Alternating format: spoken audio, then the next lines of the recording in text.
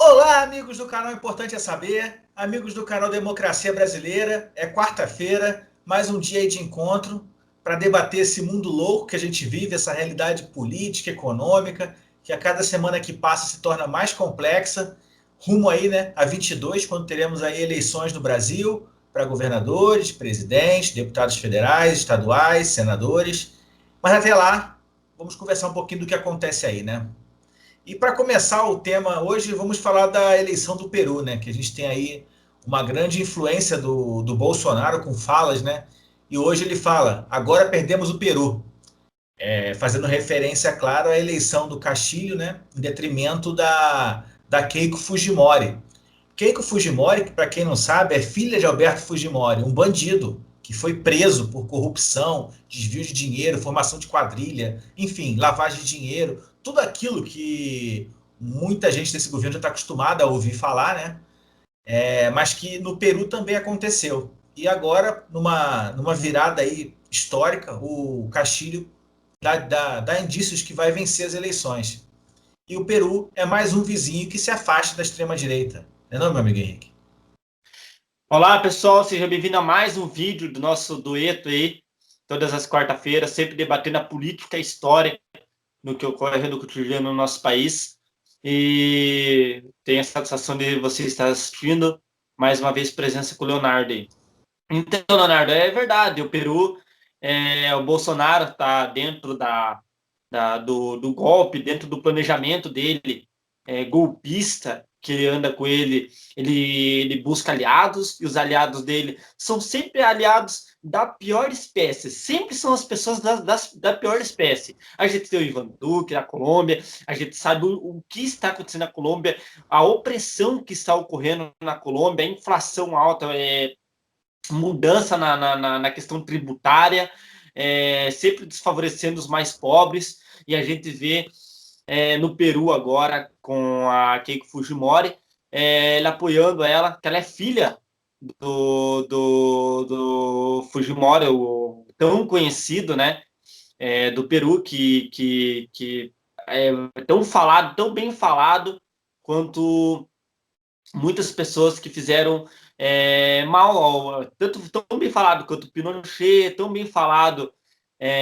quanto Franco. É terrível, cara. E a gente sabe que o Bolsonaro apoia esse tipo de pessoa, apoia esse tipo de governo, porque é um governo que são de pessoas feitas que nunca apoiam o âmbito democrático, são pessoas que estão fora do âmbito democrático. E o Bolsonaro ele só consegue se aproximar das pessoas que são fora do campo democrático. Isso desfavorece totalmente a democracia, e isso também está no planejamento de poder, de golpe que ele quer fazer ao país. Então, está tudo dentro das normas, Leonardo. A gente conhecendo o presidente que a gente tem. É verdade.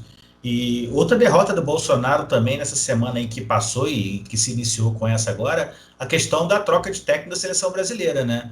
Estava muito claro a intenção do Bolsonaro de colocar o Renato Gaúcho no lugar do Tite, e ele já tinha o aval do presidente da CBF, o Caboclo. Só que aquele negócio, né? O Bolsonaro é meio que Midas às avessas. O que ele bota a mão, ao invés de virar ouro, vira merda. E acabou que o Caboclo saiu, né? Por conta disso, não tivemos alteração de treinador na seleção brasileira, mas por pouco a gente não repete 69, né? Mais uma vez. Leonardo, mais uma vez repetindo, a gente, infelizmente, a gente parece que a gente está vivendo aquele, sabe aquele filme antigo no cinema, a vida que a gente vive agora como se fosse dezenas de anos atrás, é o que passa com o atual governo. Ele passa falas autoritárias, ele passa personalidade extremamente autoritária, ele traz de volta a militarização no governo, coisa que a gente já tinha acabado em 88 com a redemocratização, e ainda por cima ele pega e ele tenta intervir na seleção brasileira, tal como fez o Médici em relação ao João Saldanha, saudoso João Saldanha, que pediu para sair da seleção brasileira quando ele quis intervir na escalação da seleção brasileira. E a gente sabe como que foi um dos piores governos que já teve o país, na história do país, foi o governo do Médici, com várias torturas e pessoas mortas. E a gente vê Bolsonaro se assemelhando com esse tipo de presidente, com esse tipo de pessoa que atuou naquela época. são mais um motivo para poder mostrar que o Bolsonaro, ele encara o país, ele encara o Brasil, ele encara a seleção brasileira, ele encara tudo como se fosse dele. Ele pega e ele não, como ele diz, eu sou a Constituição. Ele trata como se tudo fosse ele, tudo dele. É típico de uma pessoa tirana. É típico de uma pessoa que quer tudo para si, que tudo é si. Uma pessoa que se vangloria em relação ao poder, como se tudo fosse centrado nele. Então, são coisas típicas de um autoritário, típicas de uma pessoa, de um ditador que ele tenta ser um ditador. Então, é triste que o Brasil é um país tão democrático, o Brasil é um país que teve grandes presidentes, teve grandes pessoas na presidência da República, e hoje Jair Messias Bolsonaro. Eu acho que nós estamos vivendo a pior crise da história econômica, a pior crise da história sanitária, da crise sanitária, e a gente tem um presidente que simplesmente está transformando o Brasil numa vergonha mundial, deixando o país na lama e ainda por cima causando quase 500 mil de mortos, que é o que o Bolsonaro está fazendo no Brasil. É verdade. E essa semana a gente ainda teve a questão, né, dele ser desmentido pelo TCU, porque ele sem nenhum fundamento, ele é aquela pessoa que a medicina se chama de mitomaníaco. É aquele que tem a patologia de mentir. O Bolsonaro, ele mente, mente, mente, mente, e alguns seguidores acreditam, outros já não acreditam mais, mas enfim, ele joga na imprensa. Se colar, colou. E ele veio alegando que o TCU falou que mais de metade das mortes por Covid não tinham comprovação de ter sido efetivamente isso. E o TCU publicou uma nota, né, dizendo que a alegação do presidente não era verdadeira, que o órgão não tinha questionado número algum. E hoje ele voltou a citar o TCU e insistindo na tese de fundamento sobre as mortes por Covid-19, que os números estão fora da realidade, estão muito aumentados. Sinceramente, se eu acho que tem algum erro, com certeza é para baixo, porque a gente tem muita omissão de dados, é um sistema muito complexo, com vários campos para serem preenchidos, e às vezes não são preenchidos corretamente. Então, assim, se a gente fizer uma auditoria efetiva nesse sistema do SUS, é arriscado já termos passado dos 500 mil óbitos. Mas a mentira não é a melhor solução. E para completar a ação do Bolsonaro, né, hoje ele convidou nada mais, nada menos que o ex-prefeito do Rio de Janeiro, o Crivella, para ser embaixador na África do Sul. Só que ele se esqueceu, Henrique, que o Crivella está com o passaporte detido pela Polícia Federal. Ele não pode viajar. Será que ele vai ser embaixador à distância? Olha, Leonardo, é terrível, hein? Como que pode o Brasil chegar a tal nível como o Brasil está hoje? E lembrando que o Bolsonaro, primeiro, quem que vai acreditar no Bolsonaro? Toda vez na live dele, ele fala que porque a questão da cloroquina de não ter eficácia, e ele fala dos caras que injetaram água de coco na veia. Ele fica falando, sempre ele fala isso da história do soldado com a água de coco. Outra, ele fica falando que não existe mais cachorro na Venezuela porque os venezuelanos comeram tudo. E ele pega e continua fala do Crivella ainda por cima.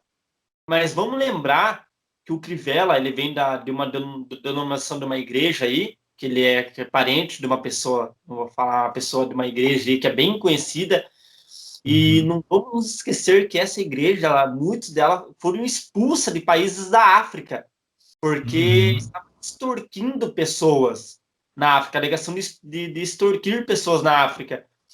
Vamos cair entre nós, né? Esse cara não ia pegar muito bem na África, já que a sua parentela e sua doutrinação, por ser bispo dessa doutrinação, já não está pegando muito bem na África. E ainda por cima, poxa, o Crivella como embaixador, um cara que, como você bem disse, está com o passaporte aí restrito, aí, é vergonhoso. É vergonhoso pessoas que defendem ainda esse governo cúmplice de tudo que está acontecendo no país, de toda a gente vê, simplesmente a gente vê no governo federal, quando a gente fala em Salles, vem palavras-chave. Salles, desmatamento. Damares, preconceito. Paulo Guedes, inflação, desemprego. A gente vê, do outro lado, a gente vê uma educação que só tem cortes, Marcos Pontes, a gente só vê cortes em desenvolvimento, a gente vê o país indo totalmente contra outros países que acabam crescendo o seu desenvolvimento e a valorização de suas universidades, e aqui no Brasil não ocorre isso. Então, como que a gente vai governar, como que a gente vai conseguir pensar num futuro próximo para o país com essa corja, com essas pessoas que atuam no atual governo federal? Então, é triste o Brasil estar vivendo esse momento, Leonardo. É verdade. E não podemos esquecer também que o Crivella ele foi ministro no governo do PT, né? Ele foi ministro da Pesca. Então, assim, é o tipo de pessoa que ele nunca perde. Ele está sempre com quem está ganhando. Time que está ganhando, ele está junto. E realmente, o que você falou, com um ministério desse, a gente não pode esperar nada. Infelizmente, a nossa única esperança é ano que vem com as eleições, já que o Lira não vai fazer nada mesmo, está claro que não vai fazer. O Pacheco também não vai fazer. Já estão cooptados pelo governo em troca de benefícios. Então, assim, a nossa esperança é que no ano que vem, diante do quadro eleitoral que vamos ter, a gente consiga oxigenar a Câmara, oxigenar o Senado, mudar aí alguns governadores e principalmente o presidente da República, né? Que é o líder supremo da nação. Sim, com certeza. A gente vai ver um quadro para 2022. Esperamos que a democracia vença. Esperamos também que não ocorra, porque o plano principal do Bolsonaro é ter um golpe no país, ele pegar e transformar o país novamente numa ditadura. E nós não podemos deixar isso acontecer. Isso é direito, isso é nosso dever como brasileiro, como pessoas que são republicanas, que estão do lado da Constituição e da democracia, deixar com que esse governo faça isso. Esse governo é um dos governos mais sujos da história do país.